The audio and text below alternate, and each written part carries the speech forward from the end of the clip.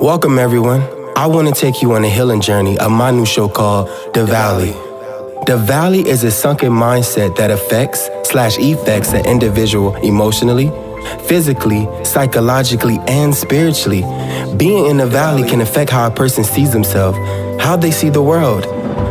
Feeling safe and seen is something I've always struggled with, so I wanted to create an environment/platform where all people could feel safe and feel seen. The objective is to come out of the valley, but not without doing the work. You have to fight for it.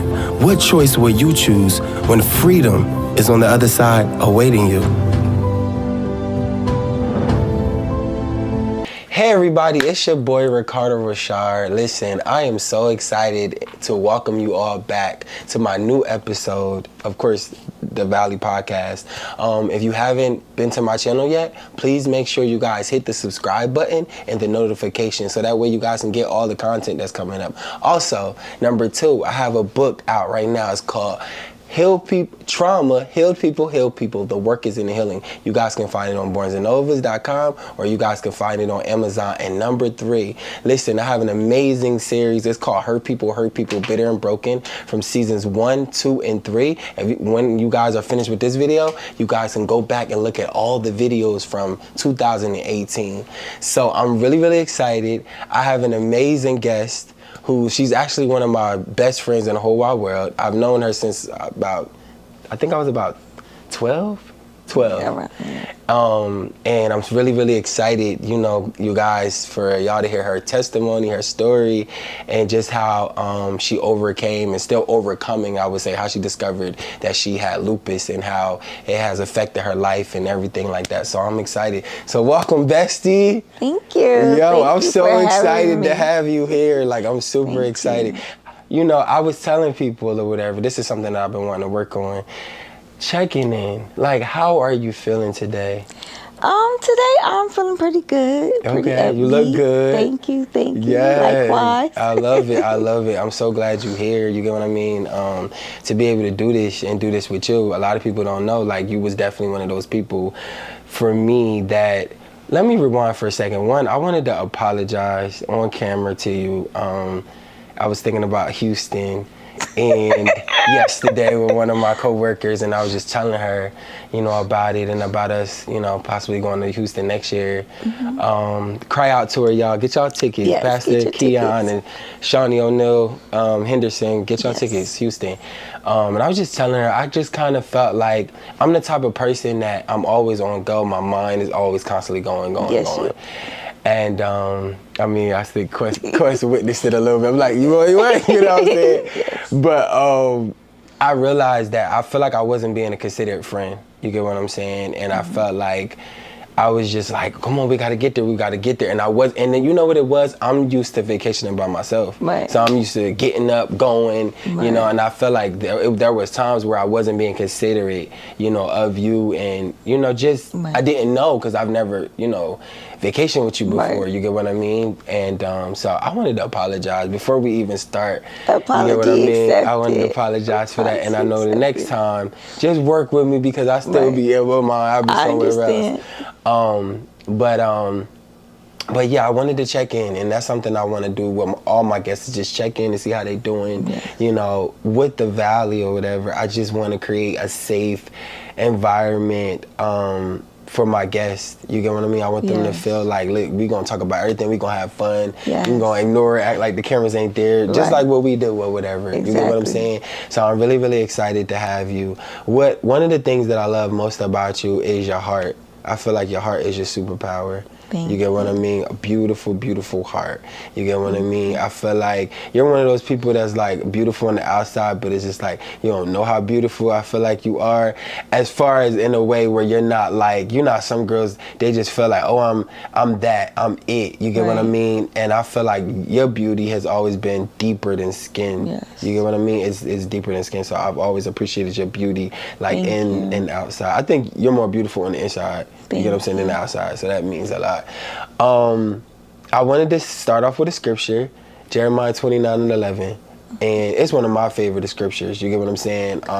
Because I know having lupus, I can only imagine, what it is. For y'all don't know, I have an autoimmune disease as well. And soon I'll be able to talk about that eventually, you guys, in the later episodes. You get what I mean? So I definitely understand, a little bit, because there was a time where they was trying to figure out what was going on with me recently. And I never told you that when they was checking my blood work and all this other stuff. And I forgot exactly what they said that I have, but they was trying to see if I had lupus. You get what I mean? So me and you'll talk about that more so off camera. I also want to say this, you guys, please go to the doctors. Yes, it's something that we don't do. You get what I'm saying? When we feel aches, we feel pains or whatever, we're just gonna slip it off, or please go to the doctor. You never know when it can save your life. You just never know. So please take care of yourself. Yes, and eat listen right. to your body. Your body will speak to you. So listen to your body. Absolutely. Eat right. You get what I'm saying? I'm working on that, y'all, so I ain't gonna be no hypocrite. Move your body. Get up. Move your body. Move your body. Exercise. Yes. Go walk around. Drink water. Yes. You get what I'm saying? All that. Take care of your body. Take care of your temple. So, Jeremiah 29:11, it was just something, it was just it for me. You get what I mean? One of my favorite scriptures, so I feel like this could be good or could relate to where you are. So Jeremiah 29:11 and 13 says, "For I know the plans I have for you, declares the Lord, plans to prosper you and not to harm you, plans to give you a hope in the future. Then you will call on me and come and pray to me, and I will listen to you. You will seek me and find me when you seek me with your whole heart." You get what I mean? So that's really important. You get what I mean? But the thing about the scripture is people don't understand it was a lot going on at that time. You get what I mean? He was letting them know that, guess what? Babylon, I believe, they was going to be in exile. So they was about to go through it. So he was letting them know, listen, I have plans to prosper you, but right now you're about to go through the wilderness. You're about to go through the jungle. So a lot of times people read the scripture and be like, oh, well, that means something great coming around. But if you really understand the context of what was going on, guess what? They was about to go through the fire. But God was letting them know, guess what? On the other side of this or whatever, guess what? It was going to be better. And like I said, a lot of times when we take these scriptures and we just be like, oh, they cute, and we just apply to our life and not realizing that these people that decided, some of these people, the prophets or whatever, that decided they was going to live for God, they went through hell. Look at the prophet. I mean, look at the disciples or whatever. Peter hung upside down. Some people was stoned. You get what I'm saying? They went through all kind of stuff. They was persecuted. You get what I mean? So, I know that you've been going through your wilderness experience. So before we talk about lupus, I just wanted to give some stats or whatever, right? Okay. Lupus is a disease that occurs when your body immune system attacks your own tissues and organs. It's an autoimmune disease. Inflammations caused by lupus can affect many different body systems, including your joints, skin, your kidneys, blood cells, brain, heart, and lungs. So the Lupus Foundation of America estimates that 1.5 million Americans, at least 5 million people worldwide, have a form of lupus. Was that something that you know? No. And 90% people living with lupus are women. Yeah, bad. Most people with lupus develop the disease between 15 to 44. You get what I mean? So those are some stats, you guys, but you guys also go do your research as well. You don't just got to take everything that I'm saying, also do your research or whatever. So I want to know or whatever, before we get into the lupus story, what was lupus like? What was life like pre-lupus? Okay. So my life before lupus, it was everything. It was everything I could hope for. I had a joyful life. My body, I was thin. I was, bagging all the guys. Getting a date was not a problem. Was dating with intention, I must say. I didn't have to think about the things that I have to think about now. It just came natural. And I could just live free with basically no worry, no care in the world. I had no worry, no care in the world. That's basically pretty much it. Me and my children, we would just get up and go whenever we wanted to. I had no restrictions. That was my life pre-lupus. and then once I got diagnosed with lupus, and So then, wait, let's go back before. Go ahead. So I wanted to let people know out there, whatever, and we're gonna have a best friends, episode coming up soon, with you and a couple of my best friends, and we'll talk about all of that. But I wanted people to know, like, at least a little bit, like how we met. We met in choir in Junior 1. Shout out to Junior 1. I feel like it was the best middle school in the city of Trenton. You feel in the city of Trenton. So shout out to Junior 1. And Mr. Taylor. Shout out to Mr. Taylor. You get what I'm saying? Amazing guy. I told you I had talked to him, and he said he would come on and do the podcast. Yes. So I was just elated, excited, and everything like that. I think I said this earlier, like, you definitely was one of those people for me early on or whatever. When we was friends when we was younger, but I feel like we got closer when we got older in college. Mm-hmm. So we knew each other, but I feel like when we really became like in sync, our bond got stronger. Our bond got definitely stronger in college. And that's why I would say anybody out there, go to college. You get what I'm saying? Even if you don't know what you're doing. Just experience. You get what I'm saying? Exactly, because that's how I had found myself going to school or whatever, finishing up my degree, but I always wanted to do, drama. Right. I always wanted to be an artist.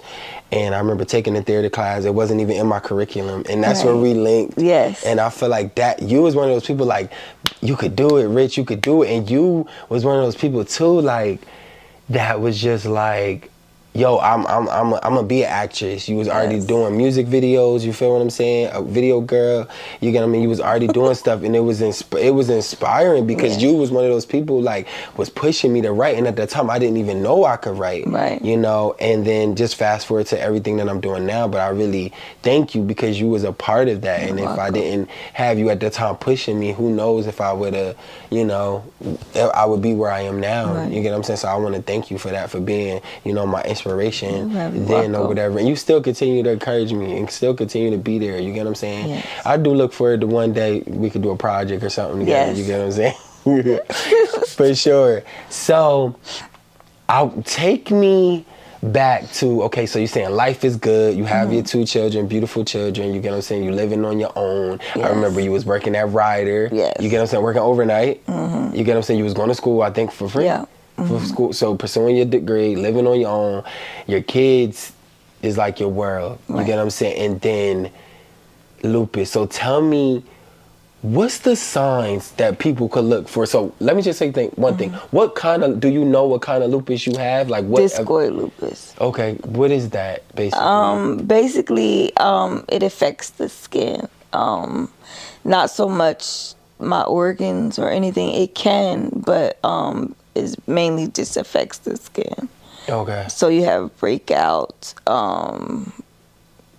It varies. Like it can be real severe or it can be mild. So, yeah. Wow. So, what were you feeling like?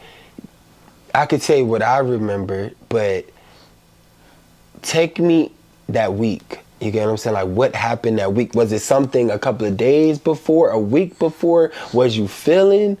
Or just all of a sudden, everything just changed? It happened over time. It was gradually. I saw little signs, but I ignored What kind of signs? Okay, so you already stated I was working overnight, so I would be so tired. I would be falling asleep, and I just could not stay up. And I'm like, maybe I need some more vitamins. So I went and bought like the whole store of vitamins, trying to see if I'm missing any nutrients, and maybe that's where I was lacking at, and that's why I wasn't able to stay up. But it was stronger than that, because it was just like when I would do my we would have to do rounds around the building, make sure the doors are locked.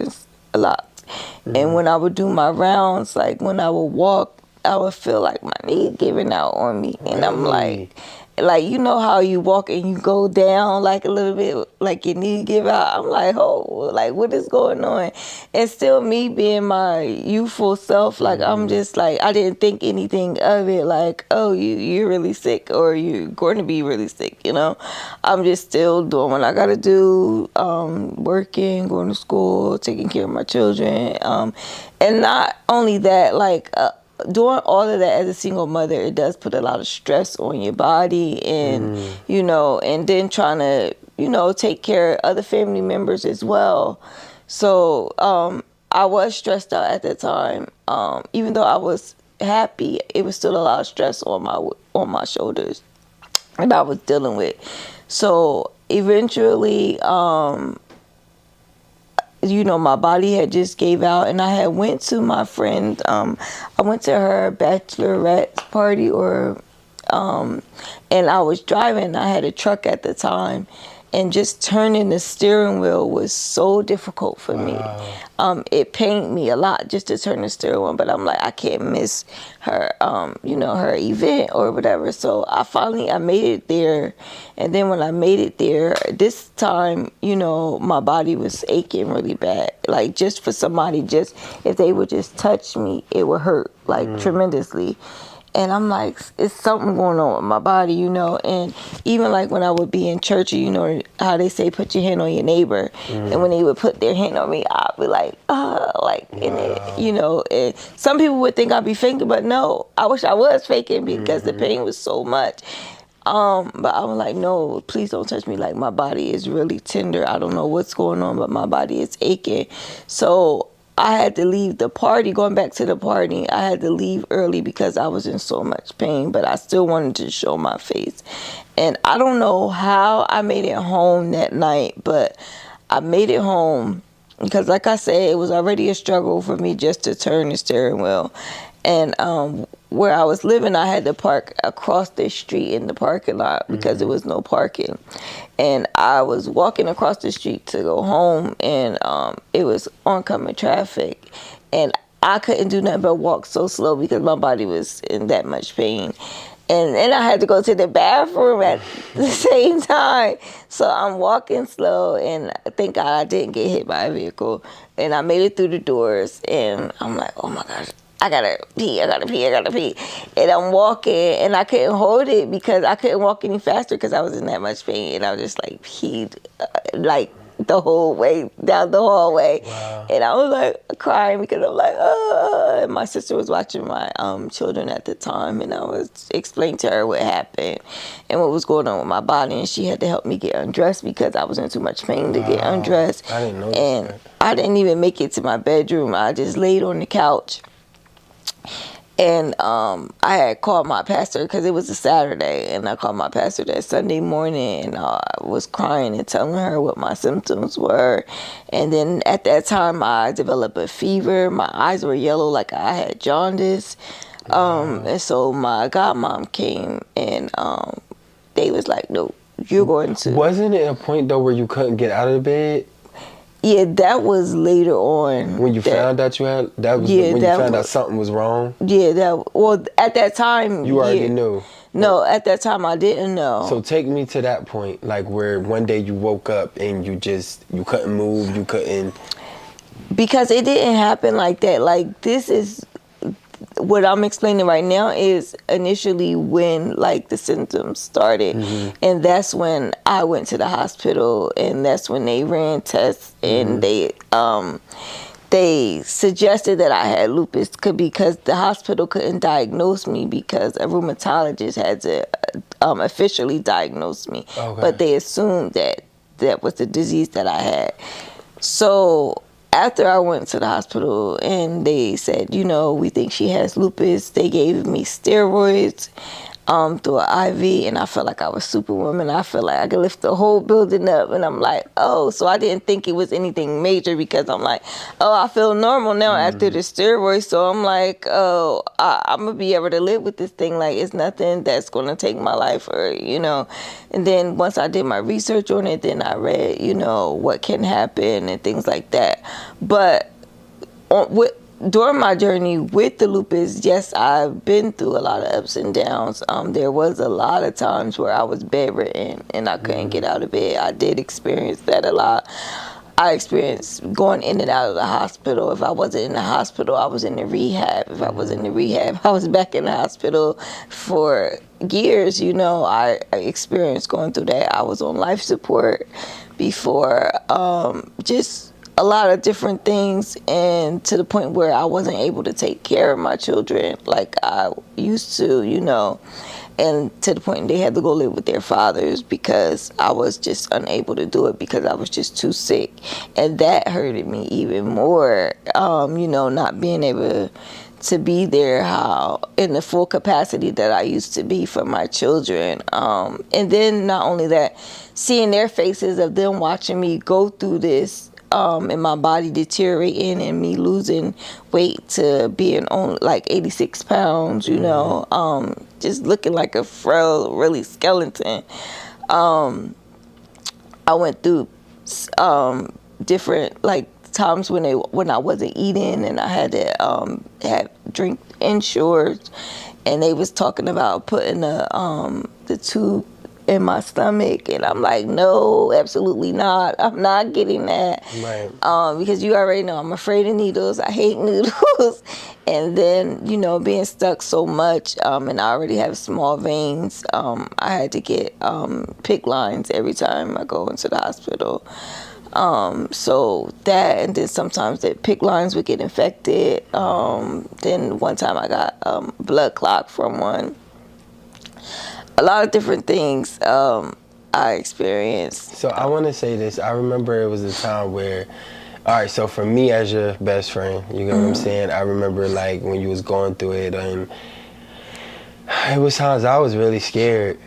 I was really scared. I didn't know, like, I don't know. I was just really scared for you sometimes. Like I didn't know, like. Whether I was going to make it? Yeah. There was times I would never say that to you. Right. Because I would never want to scare you, because I wanted to be there for you, be strong for you. But as your friend, there were so many times where I'm just like, because like, I've had to, my best friend, Yak or whatever. Right. They're going to be like, this boy got so many best friends. Yak, Corinda, Sacred, you feel me? So it's just like, like, I feel like for me or whatever, it's just like, and shout out to Daquan too. I would say I didn't know. Right. And it really scared me because just the thought of losing you feel what I'm saying? Right. So I had to put my game face on, to be there for you and not ever tell you. And I remember this one time you had told me, somebody said they had a dream and you had all white on or looking in the mirror or something, and I'm just like, oh wow. So I never wanted to put that on you, but there were times where I was just like, but just to see you go from, like you said, 80-something pounds, you get what I'm saying? And for me, as your friend, I remember I remember you was in the hospital for a couple of days. I think this was like in the beginning of the process. And I remember Miko, my aunt, I think she called me and she said, Philanda said, Corinda been in the hospital. And I'm like, and I think at this point you was either going into the hospital for a week or you was there for a week. And I'm like, wait, what? You get what I'm saying? Because during that time, I don't think I was talking to you much during that time or whatever. Not that anything bad happened, but sometimes life get the best of you, you get what I'm saying? Right. And I remember you was in the hospital, I think for like a week, and that's when you discovered you had lupus. And it's just a testimony of God's grace, that you're still here, you're still moving, and I always tell you, like, I just can't wait to see you, like, on the other side of it. But I feel like you're coming on the other side. Overall, just years ago, you was in, like you said, you're bedridden. Right. You get what I'm saying? Was there ever a time that you felt like this might be it? Did you ever feel like that? Yes, a lot of times I felt like it. So that was like essentially your valley experience. Yeah, like when, because like I said, besides there was a time also when I developed neuropathy in my feet, and my feet just felt like it was on fire, and they were raw. Like I was in St. Lawrence rehab at that time. They had to put lidocaine on it because I was in so much pain, and then they would wrap my feet up and change it every few hours. Wow. But I couldn't even do physical therapy, because I couldn't stand. But it's so many things that I've experienced, with this disease that helped me, just build a closer relationship with God. Because even when it was a time when I was bedridden, it was a time when I couldn't sit up because I had this pain that would reach the bottom of my back all the way. It would shoot all the way up to the top of my neck. And there was no medicine, no pain medicine that would alleviate that pain. They even tried, they gave me morphine. Morphine didn't touch it at all. Wow. And they could not identify where the pain was coming from. And it was just, I had to be bedridden because if I would sit up, I would experience that pain and I would yell so loud. So they sent me home in the ambulance because that was the only way I could get transported. My mom and my sister, they would always leave me at the house, go to the store. I would get so mad. Y'all always leaving me here. Like, y'all want to go to the store. So they would go to the store. And so it was just one time they went to the store. I said, you know what, that's it. I said, this is going to be the last time they leave me. So when they went to the store, my daughter was home with me at the time. I told her to go in the living room, put on her headphones, turn them all the way up so she won't hear me scream, cry, da-da-da-da. So I cried out to God. I literally cried out to him. I pleaded with him like, Lord, please restore me. Please allow me to sit up again. If you allow me this, I would promise, to do your will. I promise to not be lazy. I promise to do whatever it is. You just please allow me a chance to sit up without this pain. And you have to be precise in what you're asking God, And so me and God had a conversation when my mom and my sister came back. I had grabbed one of my sister's hand and one of my mom's hand. I was like, listen, I'm going to sit up. I'm going to try to sit up. I put my music on so my daughter, so it could drown out if I was to scream or whatever. So I pulled myself up using their hands. And as I was pulling myself up, it would always be the specific spot that I would get to that I would feel that pain. It would start from the bottom and then I'll feel it and then it'll just shoot up. Wow. So I got to that spot. I didn't feel it. So I'm getting a little excited, but not too excited because I'm like, well, maybe if I move a little bit more, pain is going to come. Yeah. So I kept inching my way up until I was sitting up fully, and I did not have that pain ever since that day. Wow. And I actually recorded that experience. Real? Dang. I recorded it, so I have that video. Wow. I recorded that, and I was just so grateful and just giving God. I was just crying, just thanking God. Thank you, God, for trusting in me, and thank you for restoring me and being able to sit up again. So. Hey everyone, I'm so excited to announce to you all that my first book, Trauma Healed People Heal People, The Work is in the Healing, is available right now on barnesandnobles.com and amazon.com. Go get you a copy now. What are you waiting for?